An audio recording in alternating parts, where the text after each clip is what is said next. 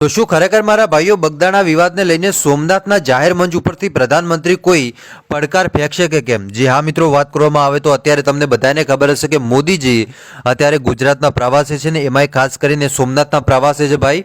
અને સોમનાથની અંદર મોદીજીની ગઈકાલે એન્ટ્રી થઈ ગઈ હતી. તમે જોયું પણ હશે કે જેમાં હજારોની સંખ્યામાં ડ્રોન હતા. ડ્રોનની મદદથી આકાશમાં એક ત્રિશુલ દોરવામાં આવ્યું, મહાદેવ લખવામાં આવ્યું, ઓમ નમઃ શિવાય. આ રીતના કેટલાક જે મિત્રો ચિત્રો આવે એ ચિત્રો પણ ક્યાંક ને ક્યાંક એ ડ્રોનની મદદથી દોરવામાં આવ્યા હતા. મોદીજીએ પણ એ નિહાળ્યા હતા. કરોડો રૂપિયાની પાછળ ખર્ચો થયો છે.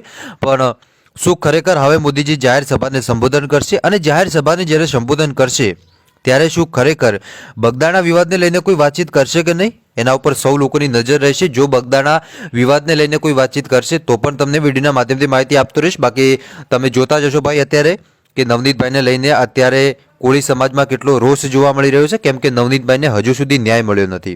તો હજુ કેટલા દિવસ ન્યાય નહીં મળે એને લઈને જ ક્યાંક ને ક્યાંક કોળી સમાજના આગેવાનો હોય એમને તમામ મોદીની સભાનો બહિષ્કાર કર્યો અને કે આપણે કોઈ લોકો જઈશું નહીં, કેમ કે નવનીતભાઈને ન્યાય નથી મળ્યો. એટલે ક્યાંક ને ક્યાંક જોવા જઈએ તો હવે મિત્રો ન્યાય મળી જવો જોઈએ, કેમ કે વધારે દિવસ થઈ ગયા. પરંતુ પોલીસ પણ આની ઊંડાણપૂર્વક તપાસ કરી રહી છે કે જ્યાં કેવી રીતે આ ઘટના બની.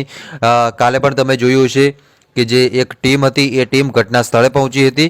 ત્યારબાદ એનું પણ નિરાકરણ કર્યું હતું. કઈ જગ્યાએથી એ વિડીયો ઉતારવામાં આવ્યો હતો, કયા એંગલથી વિડીયો ઉતારવામાં આવ્યો હતો, કઈ જગ્યાએ હુમલો કર્યો હતો, કાચના ટુકડા ત્યાં કઈ રીતે પડ્યા હતા, તમામ બધી વિગતો કે જે લખ્યું ત્યારબાદ ચેક પણ કર્યું. અને હવે સાહેબ એ બધાની વચ્ચે મોદીજી આવી ગયા સોમનાથની અંદર. અત્યારે સોમનાથના પ્રવાસે છે ભાઈ. અને એમાંય ખાસ કરી અને સોમનાથમાં મહાદેવના દર્શન કરશે ભાઈ. અને મહાદેવના દર્શન કરી ત્યારબાદ જાહેર સભાને સંબોધન કરશે. અને જાહેર સભાને સંબોધન કરીને ફરી પોતાના દેશ તરફ જવા નીકળશે. જોકે દેશની અંદર તો રહે છે, પરંતુ પોતાના જે મેન પોતાનું કામ કરતા હોય ત્યાં એ નીકળશે. પણ એની પહેલાં આપણે સૌ લોકો જોઈશું કે મોદીજી શું હુંકાર કરે છે. બસ આજ માટે આપણે આટલું રાખીએ. મળીશું આપણે નવા વિડીયોમાં નવા ટોપિક સાથે. ત્યાં સુધી બધાને જય માતાજી, જય દ્વારકાધીશ. આગળ પણ નવો સપોર્ટ કરતા રહેજો. ધન્યવાદ.